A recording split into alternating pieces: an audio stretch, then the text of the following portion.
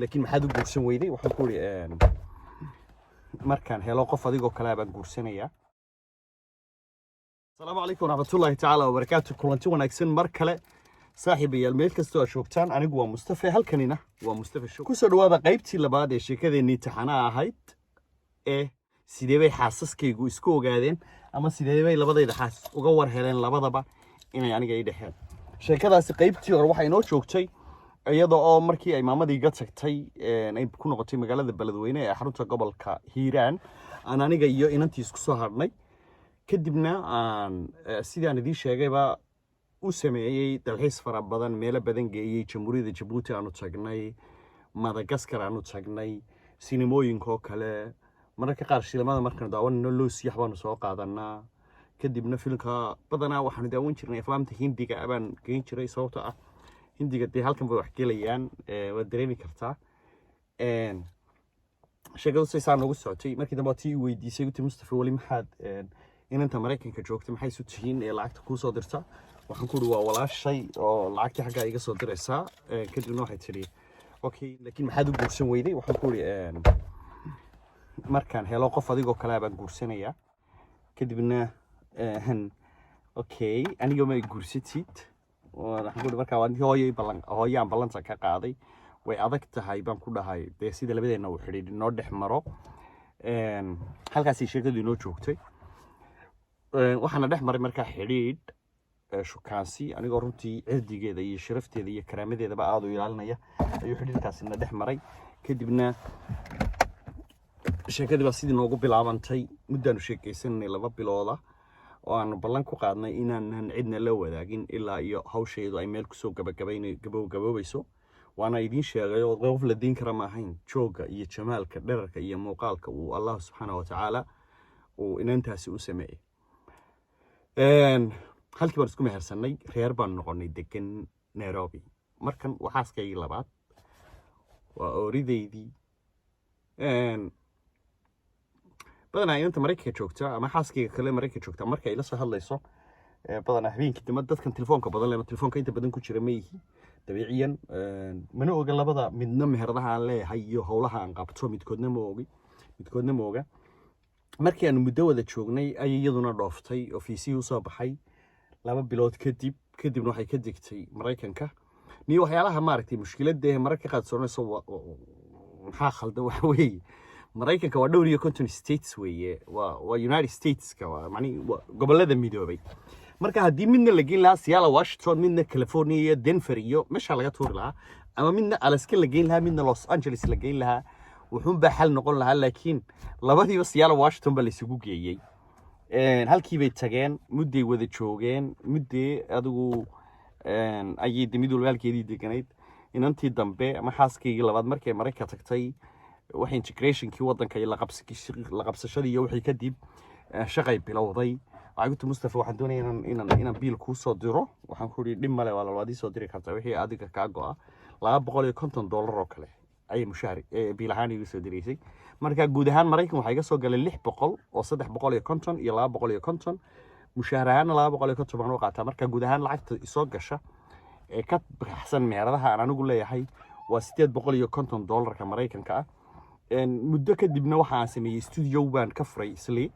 studiogaas waxa uu ahaa studio duuba aroosyada, meherada, dhalashooyinka, xafladaha, mararka qaar riwaayadaha. qof waliba waxa uu doonayaa loo duubi jiray.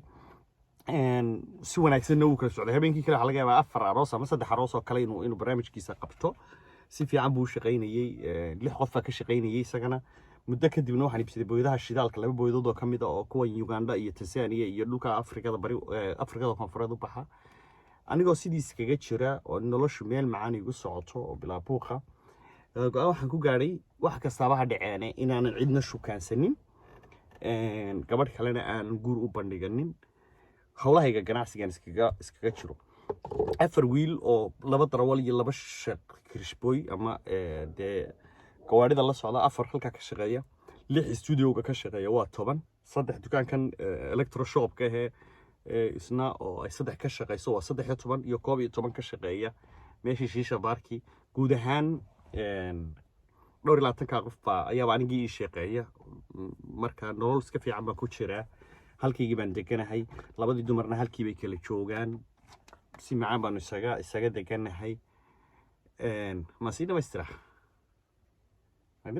haddii haa tahay commentiga xagga hoose igu qoran haa iyo may weliba waxaan idiin sheegayaa oo kale qisadan qiso ka runtii ka murugo badan ka xanuun badan ka warwar badan idinkuna aad xaakim ka noqon doontaan sidee baan xaaskayga saaxiibkay dartiisa ugu furay maaha dhaqan xumo kuma jirto akhlaaq xumo kuma jirto edabdarrooyin dhacaya ma jirto laakiin waa howlo kale oo jacayl iyo wax ku saabsan sidee ayay u dhacday inaan xaaskayga saaxiibkay dartiisa u furo waa qiso kale oo idinla wadaagi doono insha allah haddii alla awooda leedmo balse tan baan kusii soconaya waxaa dhacay in labadii hablood maalin maalmaha kamid iyagoo jooga Maraykanka ay hal xawaalad ba ku taala oo shirkadaha waaweyn sida dahabshiil oo kale ah meeshii bay yimaadeen markay lacagta soo dirayeen ayay meeshii isugu soo galay waa taqaanayo hablaha dumarka Soomaalida ama hablaha Soomaaliyeed badanaa markii meel isugu yimaadaan sida rag oo kale maaha oo nimanku warbi la waran iyo nabad bay isku dhaafaan laakiin dumarku dhiigeygii iyo jirkeygii iyo waxyaalaha noocaas ku sheekaystaan xaaladaada bala way maani si deeply bay soo wareystaan labadii hablood meeshii bay isku arkeen way iska aan qaadeen ma fiican tahay oo fiican alxamdulillah dhiigeygii seetay alxamdulillah soo magaca hebla adigana aan hebla la yiraahdaa okay wadankii mise joogta wallahi aniga sanadii bar baan joogaa inantii kale ana 2 sano bar baan joogaa marka muddo inta leeg baa laga maqayay suuqeynta taqriiban 3 sanadood ayaa inta hore ay maqan tahay takalna 2 sanadii bar bay meelahaas ay sii maqan tahay maxaad dirsanaysaa lacag marka waxaan imika coronavirus ka ku baranay la yiraahdo abshtanka ama distance-ga 1.5 meter kale isu jirsanaya xawaaladaha markii hore buu ka jiri jiray oo si privacy-ga qofka daatada loo ilaaliyo ayaa waxa lagu leeyahay qofka in yar dib uga durub markii midaha soo gashay faylkii lacag dirista ay ku tiinantii kala dib istaagtay dhigayga caadi soo istaagay ma laha way soo wada istaageen markay lacagta diraysa marka tiidan baa lacagta diraysa ayay ku tii lacagta ay diraysa waxaan dirayaa hebel magaciisa saddexan bay sheegtay inantii baa dhagaa taagto tiriyay waxay bal hubso waa mid kale oo la mid ah laga yaabaa oo isku magac yihiin oo meel kale degan magacii bay u sheegtay haddana magaaladii bay sheegtay haddana nambarkii bay sheegtay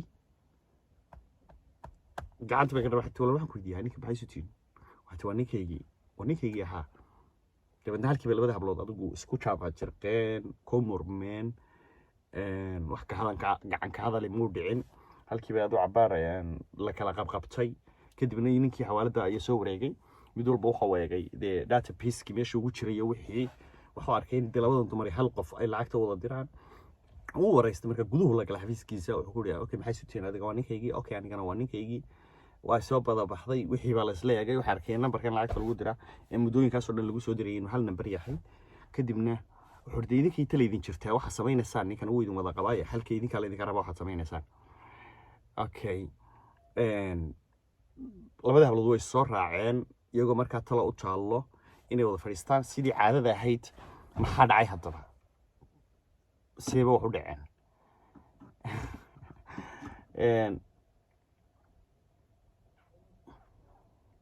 halkaas ayaan ku joojinayaa qaybta saddexaad inkastoo aan jeclayn inaan qayb saddexaad u yeelo laakiin haddana sheekada ayaa waxay igu qasbaysaa 8 daqiiqo u dhaafay waxay igu qasbaysaa inaan qayb saddexaad u yeelo igana raali noqda qaybta saddexaadna insha Allah ama dhameyskeeda berrito ayaan idin la wadaagi doonaa